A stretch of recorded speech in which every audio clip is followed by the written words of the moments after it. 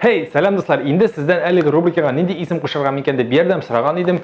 Сез бик күп вариантлар яздыгыз. Бик зур рәхмәт сезгә. Тик миңа аеруча да Венера Зияддинованың варианты ошады. Ул аннан-моннан дигән исем тәкъдим итте. Шәп исем бит әйме? Венера, бик зур рәхмәт сиңа. Дуслар, димәк, аннан-моннан рубрикасы 3нче чыгарылыш сезнең каршыгызда сөйләнеп торыш егет мин, Илназ Кызыкмызык. Әйдәгез, башлыйбыз. Беренче яңалык һөнәрләр турында. Россиядә киләчәк берничә елда зур ихтыяҗ булачак профессияларны атадылар.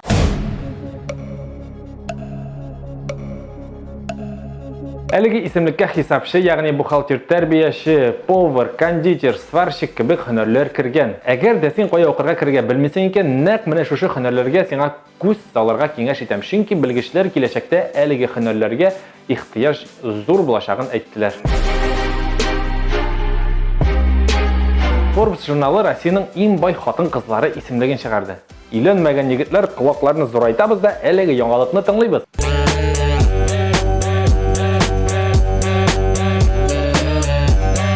Безнең әлеге исемлекне Intec Management компаниясының президенты Елена Батурина җитәкли.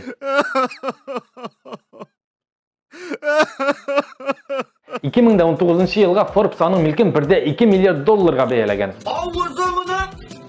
Икенче урында Wildberries интернет киемнәр кибете директоры Татьяна Бакальчук, аның милке 1 миллиард доллар. Дуслар, миңа аңлатыгыз әле, ничек интернеттагы кием кибете белән миллиард доллар акча эшләп була ул? Мин гомумән бу интернет кибет турында беренче тапкыр әле күптән түгел генә ишеттем, югыйсә бу бит инде бик популяр интернет кибет булып чыга. Галимнәр тышканнарны машина йөртергә өйрәткәннәр. Әйе, 3нче яңалыгыбыз нәкъ менә шул турыда булыр.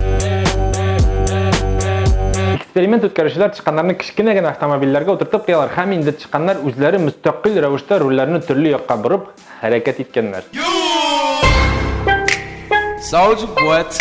Әлбәттә, алар рульне генә тотып борып биргәннәр, ә газ белән тормозга басырга аларның аяклары җитмәгән ди.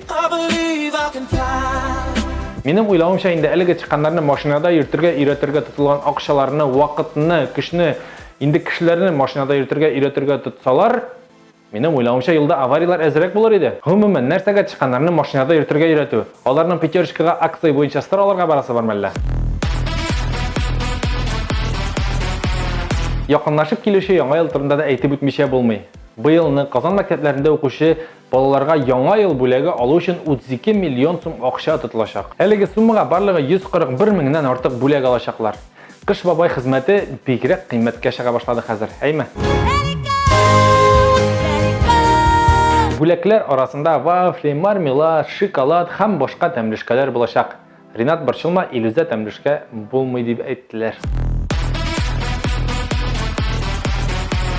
Дуслар, шуның белән безнең аннан-моннан рубрикасының 3нче чыгарылышы тәмам. Видеоның астында сез минем барлык проектларга сылтамаларны күрерсез. Инде язлыгыз, кушылыгыз, дусларыгызга сөйләгез һәм шулай ук инде әлбәттә минем YouTube каналына язылырга онытмагыз. Сау булыгыз!